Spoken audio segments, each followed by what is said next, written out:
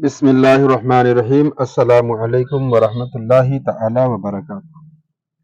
محترم ناظرین کرام، میں ہوں فردوس رضا اور آپ دیکھ رہے ہیں ایم ایف تعلیمات۔ حضرات محترم، امید ہے کہ آپ سب خیریت کے ساتھ ہوں گے اور دعا ہے اللہ کی بارگاہ میں کہ اللہ تعالیٰ آپ سب کو دونوں جہان کی تمام بھلائیاں عطا فرمائے اور اپنے حفظ و امان میں رکھے۔ محترم ناظرین کرام، وحی سے متعلق کچھ سوالات اور اس کے جواب اس ویڈیو میں آپ کے سامنے لے کر کے آیا ہوں۔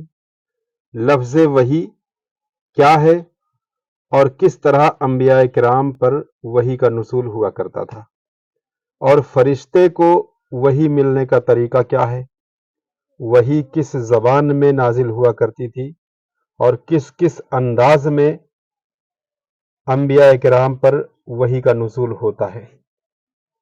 یہ ساری باتیں اسی کے تعلق سے چند سوالات ہیں، وہ سوالات بھی میں آپ کے سامنے رکھوں گا اور ان سوالات کے جواب بھی آپ کے سامنے میں رکھنے کی کوشش کروں گا۔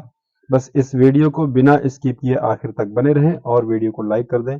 چینل پر اگر پہلی بار جڑے ہیں تو سبسکرائب ضرور کر دیجئے۔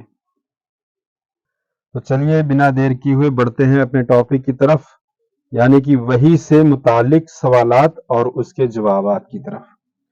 سوال نمبر 1 ہے کہ فرشتے کو وحی ملنے کا طریقہ کیا ہے؟ یعنی انبیاء کرام کے پاس جب کوئی وحی لے کر کے کوئی فرشتہ آتا تھا، یعنی حضرت جبریل علیہ السلام آتے تھے، تو وہ وحی فرشتے کو کس انداز میں ملا کرتی تھی؟ یعنی انبیاء کرام کو جو وحی کا نزول ہوتا تھا، وہی فرشتے کو ملنے کا طریقہ کیا ہے؟ تو اس کا جواب یہ ہے کہ اللہ تبارک و تعالیٰ کو جب کسی نبی کے پاس وحی بھیجنا منظور ہوتا تو فرشتے کو روحانی طور پر اس وحی کا القاء فرماتا تھا، یعنی روحانی طور پر اللہ تعالیٰ اس فرشتے کو القاء فرما دیتا تھا۔ وہ فرشتہ اس وحی کو لوح محفوظ سے یاد کر کے لاتا اور نبی کو سنا دیتا تھا۔ سوال نمبر 2، کن کن طریقوں سے وحی نازل ہوتی تھی؟ یعنی وحی نازل ہونے کا طریقہ کیا کیا تھا؟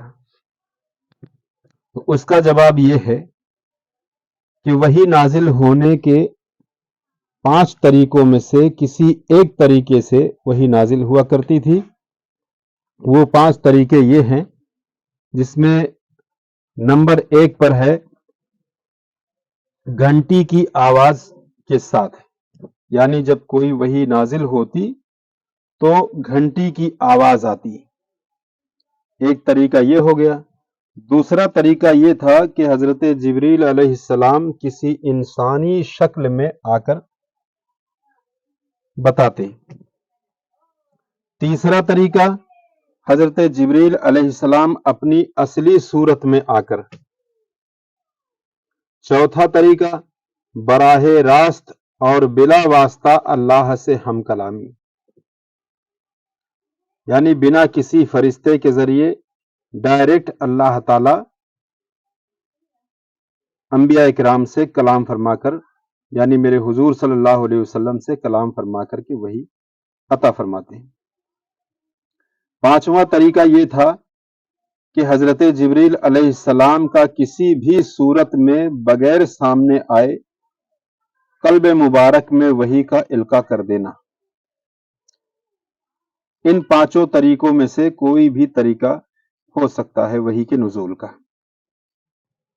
حضرت شاہ عبدالحق محدث دہلوی علیہم الرحمہ فرماتے ہیں کہ علماء کرام نے وحی کے مختلف مراتب بیان کیے ہیں۔ اول رویائے صالحہ، حدیث پاک میں ہے کہ حضور اکرم صلی اللہ علیہ وسلم کو ابتدا میں جو چیز سب سے پہلے ظاہر ہوئی وہ رویائے صالحہ ہے۔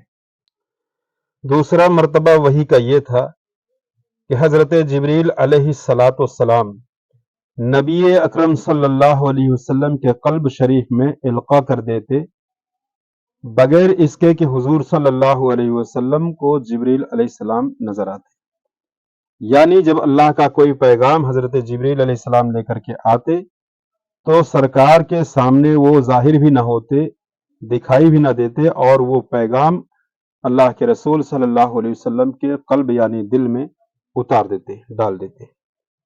تیسرا مرتبہ وحی کا یہ تھا کہ جبریل علیہ السلام کسی آدمی کی صورت اختیار کر کے حضور صلی اللہ علیہ وسلم کے پاس آتے اور پیغام الہی پہنچاتے تھے، تاکہ جو کچھ ارشاد باری ہے اسے آپ یاد فرما لیں۔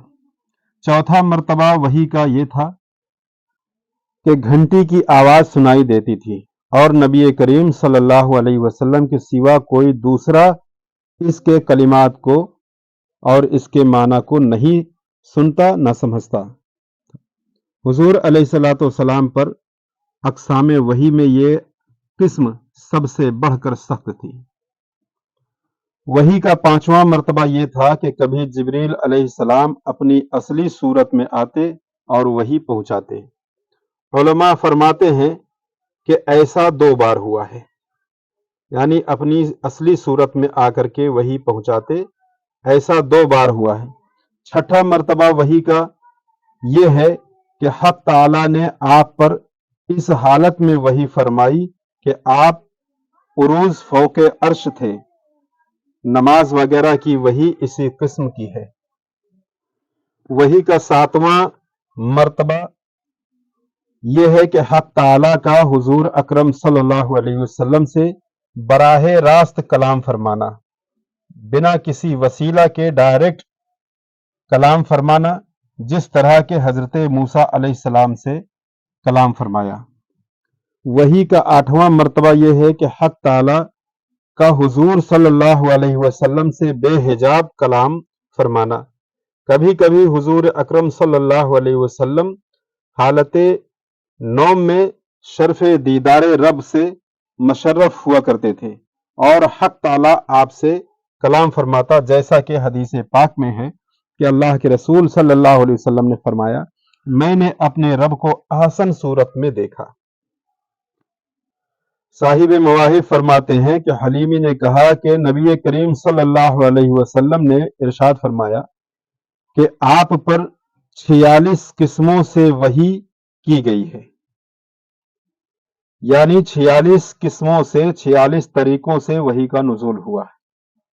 اب ایک سوال اور ہے کہ انبیاء سابقین جن کی زبان عربی کے علاوہ اور تھی، یعنی بہت سارے انبیاء تھے جو الگ الگ علاقوں میں تھے، تو ان کی زبانیں بھی الگ الگ تھیں، تو انبیاء سابقین جن کی زبان عربی کے علاوہ اور تھی، ان کے پاس وحی جب نازل ہوا کرتی تھی تو وہ کس زبان میں نازل ہوا کرتی تھی؟ تو اس کا جواب یہ ہے کہ وحی ہمیشہ عربی زبان میں نازل ہوا کرتی تھی۔ انبیاء سابقین جن کی زبان عربی کے علاوہ اور تھی، ان کے پاس بھی جب جبریل علیہ السلام وحی لے کر کے آتے تو عربی زبان میں ہی وحی لے کر کے آتے تھے۔ پھر ہر نبی اپنی اپنی زبان میں اس وحی کا ترجمہ کر کے اپنی قوم کو سنا دیتے تھے اور سمجھایا کرتے تھے۔ سوال نمبر 4، پہلی وحی قرآن کا نزول کس تاریخ کو ہوا؟ یعنی پہلی وحی قرآن کا نزول کس تاریخ کو، کس دن، کس وقت، کس جگہ پر ہوا؟ تو اس کا جواب یہ ہے کہ قرآن کی پہلی قرآن کی وحی اول نزول 17 رمضان المبارک یا پھر 24 رمضان المبارک بروز دوشنبہ بوقت سحری ہوا، یعنی صبح سحری کے وقت دوشنبہ یعنی کہ سوموار کے دن رمضان المبارک کے مہینے میں 17 یا 24 تاریخ کو پہلی وحی کا نزول ہوا۔